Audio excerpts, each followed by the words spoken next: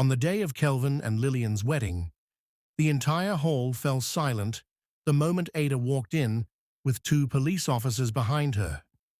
She wasn't dressed like a guest. She wasn't smiling. She wasn't shaking. She simply walked in with the kind of calm that makes people whisper. Phones clicked. Guests leaned toward each other. Even Kelvin, the groom, froze in front of the microphone. His eyes widened as if his past had just walked through the door to demand answers. Lillian tightened her grip on his arm and hissed, "Why is that housemaid here? Kelvin, you promised she would never embarrass us again." He tried to speak, but the words refused to come. This moment wasn't supposed to happen. Yet, it had been building long before the wedding day, long before the lights and decorations, long before Lillian's designer gown sparkled under the chandeliers. It started months ago, back when Ada still worked quietly in the mansion, sweeping floors, washing dishes, and trying her best not to draw attention.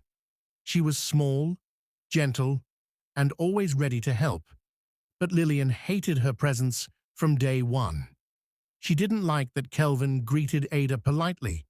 She didn't like that Ada always seemed calm. She didn't like that Kelvin's mother trusted Ada more than the other staff. To Lillian, Ada's existence felt like a shadow she needed to erase. One evening, while Ada mopped the upstairs hallway, she heard a heavy thud from Kelvin's office. She ran inside and found him collapsed on the floor, gasping, his chest tightening, his skin turning pale. She didn't panic. She had cleaned that office many times and knew exactly where his inhaler was. She grabbed it, held his head up gently, and helped him breathe. His hands shook so much he couldn't do it alone. She stayed with him until his breath steadied. "You saved me," he whispered, still weak. "Thank you." Ada stood up quickly. "You need to rest, sir." But before she could move, Lillian and her mother burst into the room. Their eyes widened as they saw Ada kneeling by Kelvin's side. Lillian pointed at her immediately. "What are you doing here? Why are you alone with my fiancé?" Ada tried to explain, but Lillian stepped closer and snapped, "Get out! You've crossed your limits." Kelvin tried to defend Ada, but Lillian cut him off sharply. "If she stays in this house, there will be no wedding. Choose." Kelvin looked at Ada with guilt in his eyes. He knew the truth, but fear of losing Lillian's family investment held him silent. Ada's heart cracked as she packed her small bag that night. No pay, no thanks, no second chance. She walked out of the mansion with shaky steps and found shelter at a small church nearby. The pastor's wife, Mama Ruth, noticed the sadness in her eyes and treated her like a daughter. Ada worked in the church kitchen, cooked for morning fellowship, and slowly found peace in the quiet routines. But Kelvin wasn't at peace. He couldn't forget the way she saved him. He couldn't forget the look in her eyes when he let her walk away. And he definitely couldn't forget the CCTV footage his friend Tunde later showed him. Video proof of the night Ada saved his life while he struggled helplessly on the floor. Tunde didn't hold back. "Bro, that girl saved you. And Lillian threw her out like nothing. You should fix this." Kelvin felt shame twist inside him. He tried to find Ada, but by then, Mama Ruth had already filed a report with the local authorities about Ada's unpaid wages and wrongful dismissal. When Kelvin heard that the police needed to speak to both parties, he told them the truth. He told them to bring Ada to the wedding so the issue could be finally resolved. And now, here she was, walking straight toward him in front of hundreds of guests. Lillian stepped forward and raised her chin.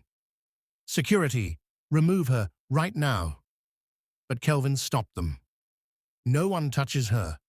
The hall grew quiet. The lead officer spoke. We need both of you to answer questions regarding an employment dispute. The complainant says she was fired unfairly and left without pay. The crowd gasped. Lillian's eyes widened with fury. You filed a report against me, you ungrateful girl. Ada kept her voice steady. You threw me out after I helped your groom. Murmurs filled the hall. The officer asked, Is it true you dismissed her immediately after she assisted Mr. Kelvin during a medical emergency? Lillian stuttered. That's not how it happened.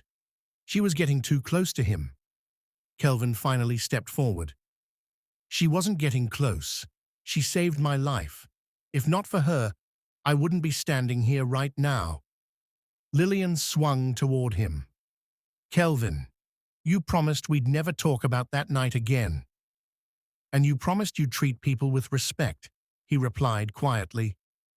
The crowd reacted instantly.